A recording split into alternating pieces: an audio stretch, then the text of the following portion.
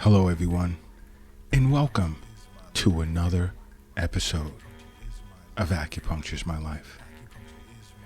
Now, this episode is based on a recent discussion I've had with an individual from Italy over the Acupuncture is My Life app. And if you don't already have it, download it. It's free. So many benefits to having an app. But this person was concerned as to why their stomach is like puffed out way too much. They exercise, they attempt to eat right, so forth and so on. And this isn't the first time I've faced this type of question. But when it comes to my patients from the Acupuncture is My Life clinic here in New York City, I'm not going to discuss that. So I'll just stick with the conversation I had over the app with an individual from Italy who did request that I bring up their name, which I won't do. But I understand many of us in today's global society, we walk around feeling bloated, and it just seems as if no matter what we do, we cannot get rid of the stomach that we have. And I mean, on a global scale, like bloating, abdominal bloating affects anywhere between 12 to 19% of global society when it comes to adults. And the symptoms of abdominal bloating can range from, I would say, moderate to severe, and of the percentages I just spoke of about 70% of those adults who are experiencing it. And there are reasons that many individuals cannot make the connection to as to why. One of them can be constipation. Many individuals today are walking around constipated and have no clue.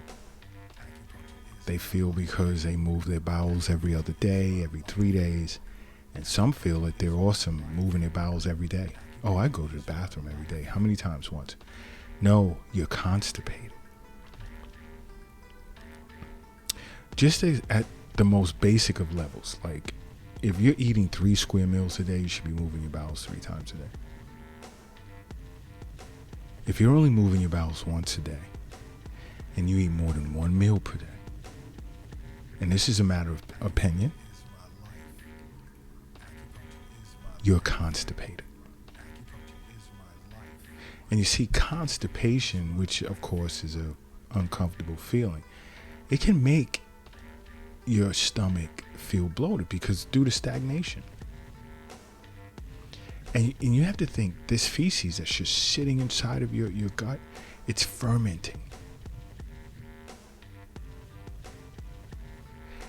which is not good. And many individuals, I speak of this a lot. Drink plenty of water. If you're not doing water, you should be doing herbal teas. You should not be, drinking alcohol, coffee, and soda, things that'll dehydrate you. But you see, as an acupuncturist, there are a few reasons you can be constipated. One can be due to, like, let's say, constitutional yang excess with the accumulation of heat in the intestines and stomach.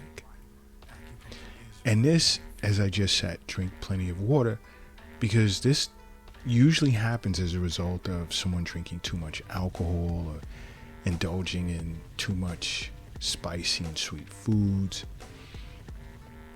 especially if the person has a pre-existing yang excess condition.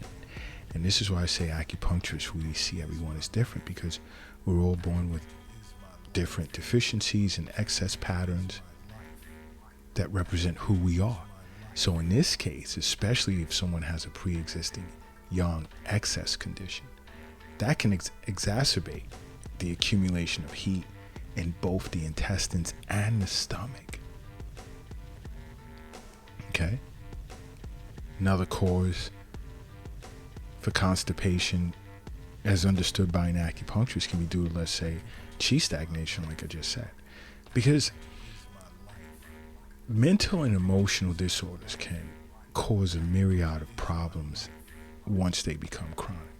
So let's say you're worrying or you're depressed or there's a lot of stress, along with, let's say, lack of physical activity. This can sort of impair the transporting and descending functions of stomach chi.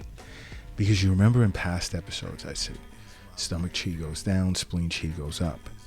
And those are the two major organs, internal organs, that represent the middle jiao. And also, if lung chi doesn't disperse and descend, that can also affect the flow of chi in the large intestine, leading to like accumulation of feces that's not eliminated. Now, another cause of constipation to an acupuncturist can be due to chi and blood deficiency. Because when a person's chi is deficient, the force of transporting bowel contents becomes inadequate. And when blood and yin, along with essence, are deficient, lack of lubrication in the intestines tends to lead to dryness of bowel contents. Please remember that. Because many individuals, when I would explain to them it could be due to chi and blood deficiency, they don't understand, like, as to what I'm speaking of. Okay? It can be as a result of, let's say, spleen chi deficiency due to improper diet.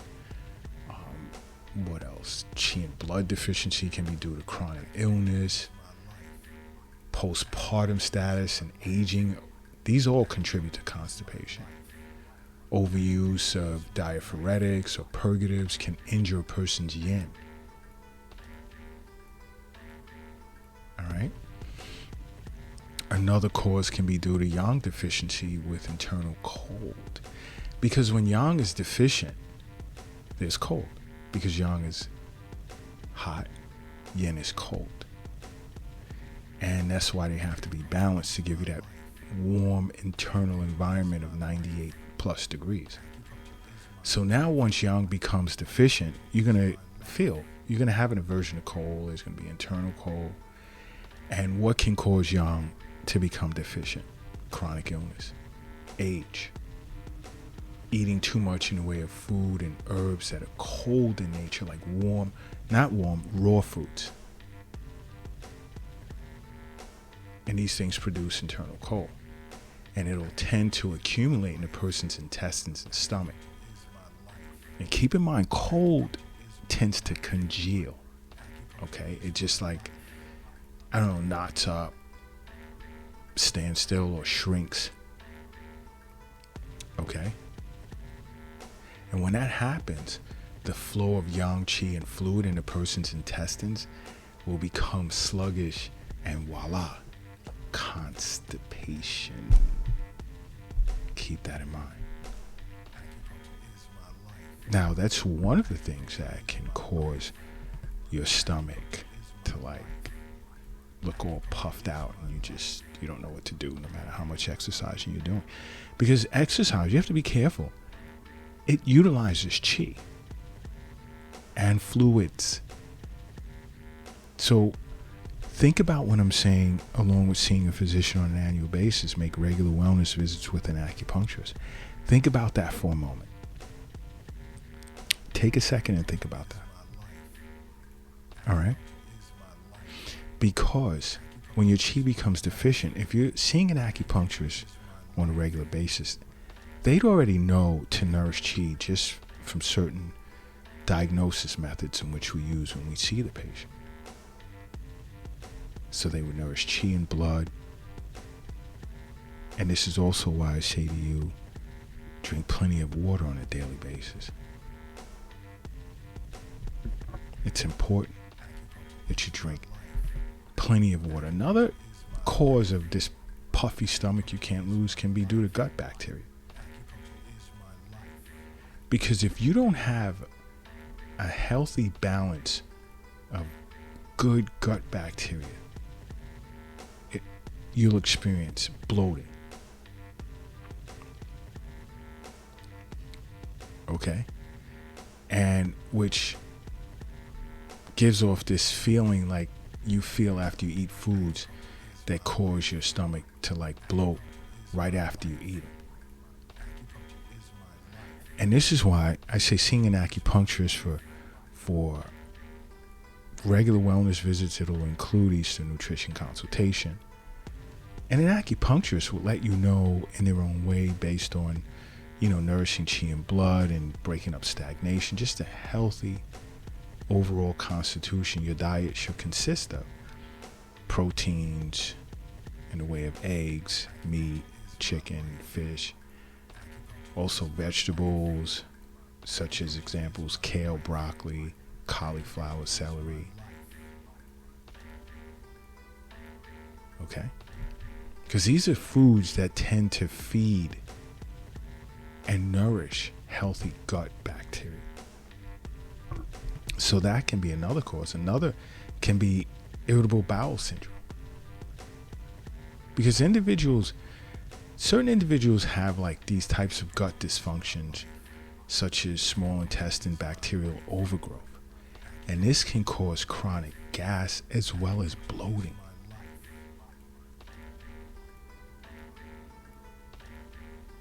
Okay, if you're following, let's say, a good diet and your gut is functioning normally,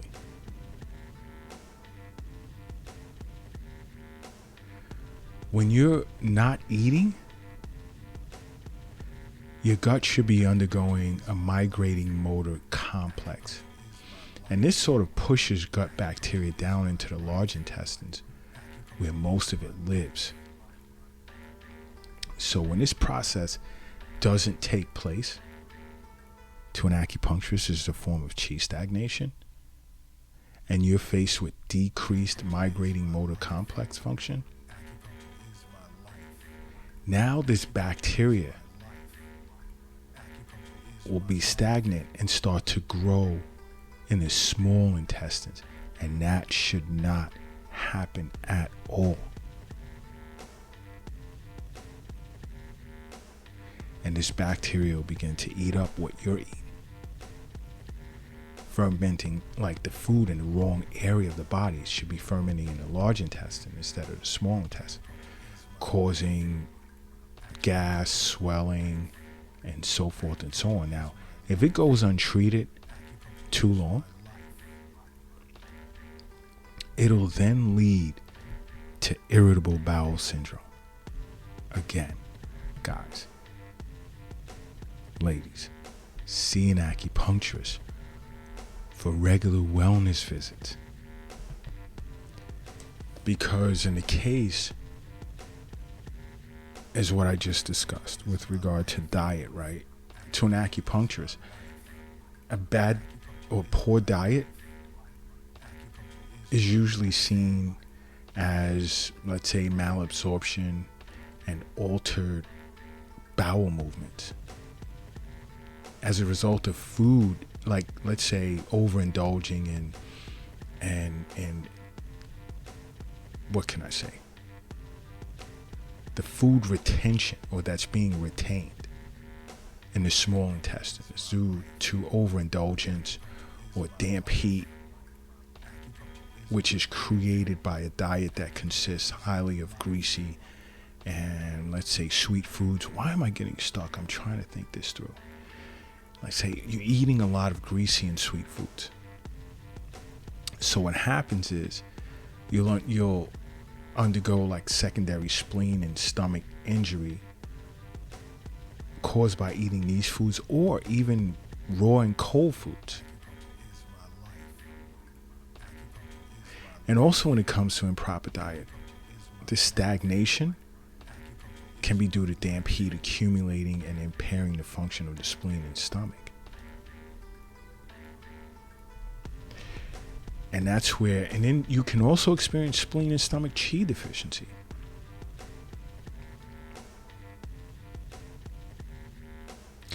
Because constitutional spleen and stomach deficiency increases a person's susceptibility to like exterior pathogens or extrinsic influences, which tends to impair the ascending and descending functions of both the spleen and stomach, leading to abdominal pain, diarrhea, constipation. These are symptoms of IBS. Many individuals also don't understand emotional stress, which is a common factor that induces IBS, like anger, frustration, emotional suppression. It tends to hinder the liver's function to ensure the smooth flow of qi. And liver stagnation tends to result or like express in distending pain that starts from a person's like from the hypochondriac side of the chest, and it radiates down to the abdominal region. And when stagnant liver qi overacts on the spleen, secondary spleen deficiency and impaired function of transformation and transportation will now produce diarrhea. See, I don't want to get too deep into it because many individuals haven't begun seeing an acupuncturist yet. It's going to throw you off. So I'm really trying to think this through relative to IBS.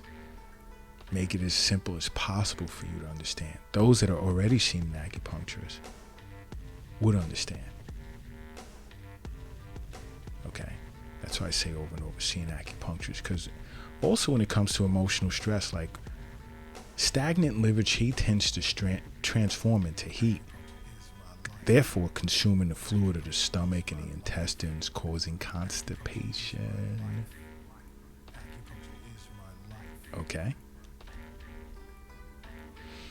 And in some cases, there'll be manifestations of IBS by abdominal pain with, let's say, alternations of diarrhea and constipation. There's so much to this.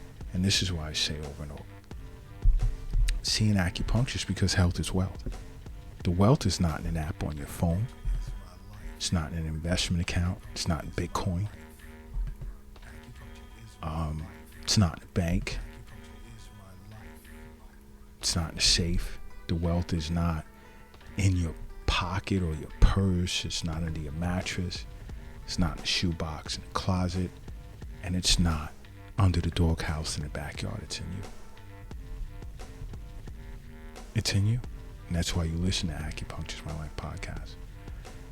But what could also contribute to puffy stomach is your diet again. Salt. Too much salt. Especially that table salt. I mean, if you're not eating pink Himalayan salt or sea salt, you shouldn't touch anything else.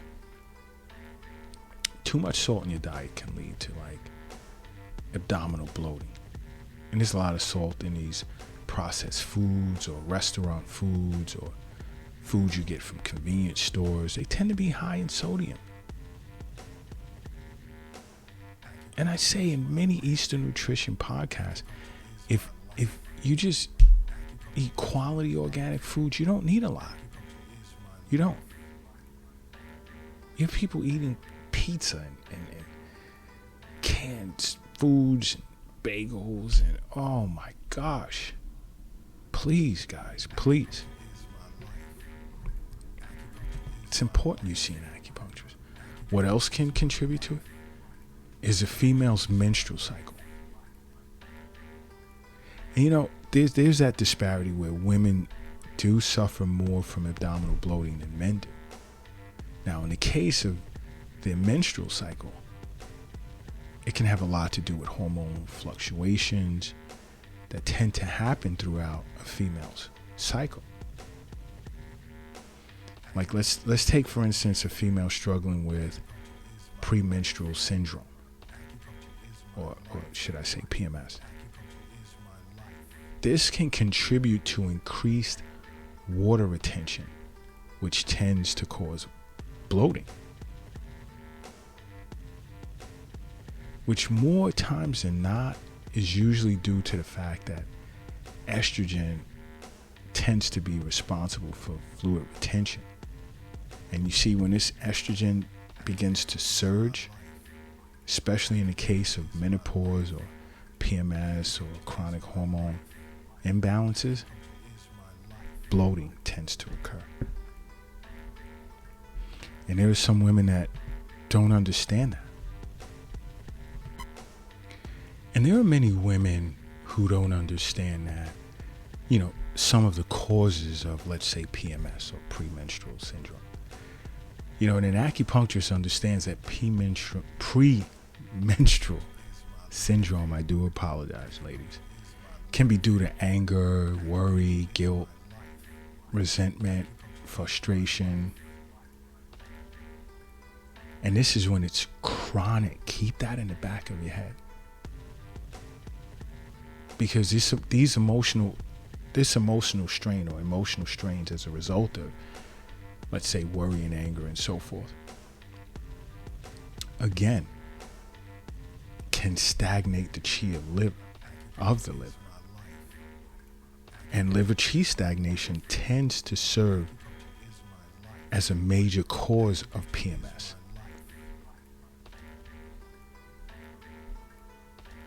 Because the movement of the chi of the liver, it tends to move blood in preparation for a woman's period. So when it stagnates, boom, PMS. Because you see, like, chronic stagnation of liver chi can also create, let's say, liver heat, which can also cause PMS. And with that, you'll start to see signs of, let's say, anxiety and irritability. But an acupuncturist also understands that PMS can also be as a result of irregular diet, in a way of eating, let's say, too much dairy or greasy foods, because then greasy foods and dairy foods tend to cause the formation of phlegm. And now when you're adding phlegm with stagnant chi, boom, PMS. And with a woman where there's the phlegm, the buildup of phlegm, their breasts will like distend and get swollen. You ladies ever experience that? So there's so much to it. Overwork can play a part in PMS as well. And many women are unaware of that. Because overwork tends to weaken a person's kidney, the yin of their kidneys and their liver, which tend to also cause liver chi to stagnate.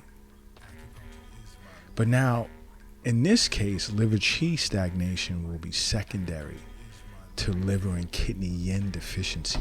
See an acupuncturist. Understand why I'm constantly recommending you see an acupuncturist for regular wellness visits.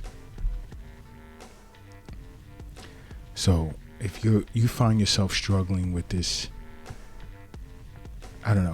distended or puffy gut or stomach, and you're struggling with it, like why, and I've adjusted my diet, there are many factors that play a part as to why it's there. I just gave you a few.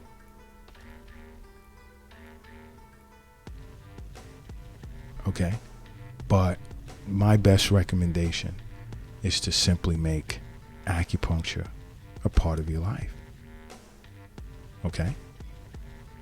Because acupuncture is my life. What's yours?